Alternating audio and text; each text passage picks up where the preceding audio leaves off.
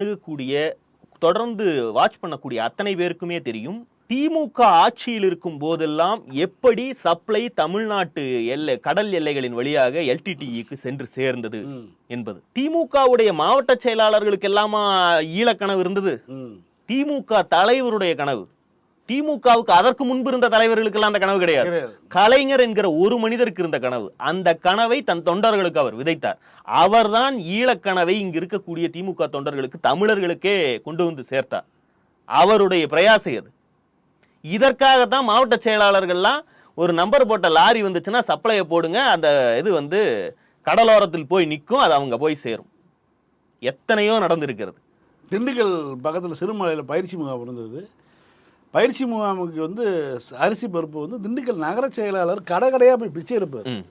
5 kilo கொடுத்தம்பி, 3 kilo கொடுத்தம்பின்னு சொல்லி ஒரு ஜீப்பை வச்சுக்கிட்டு அன்றைக்கி இருந்த மணிமாறன் நகர செயலாளர் கடையாக போய் மில்லாக போய் மூடையில் ஏற்றிட்டு போய் ஒரு திமுக நகர செயலாளருக்கு இதாக வேலை, ஆயுத பயிற்சி எடுக்கிறவங்களுக்கு சோறு போடுறதா வேலை செய்தாங்க.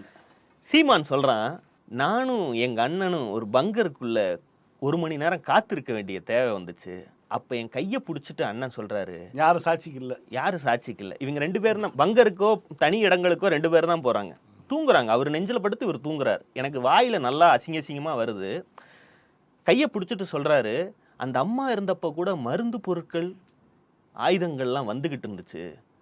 கலைஞர் தான் நிறுத்திடுறாரு. நீ போய் எப்படியாவது கலைஞரை பார்த்து ஏதாவது ஒரு எல்லைப்பகுதியை மட்டும் திறந்து விட சொல்லேன் அப்படின்னு என்கிட்ட சொன்னார். நான் வந்து அவரை சந்திக்க முயன்றேன், என்னை சந்திக்கவே இல்லை அப்படின்னு சொல்கிறான்.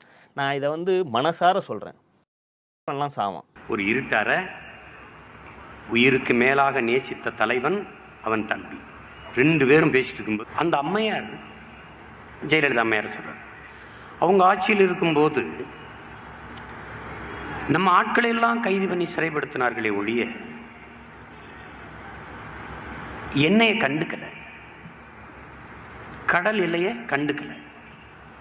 எனக்கு எல்லா பொருள்களும் தடையில்லாமல் வந்து கொண்டிருந்தது. இந்த பொருள்கள் என்னென்னு உங்களுக்கு சொல்றேன். மருந்து,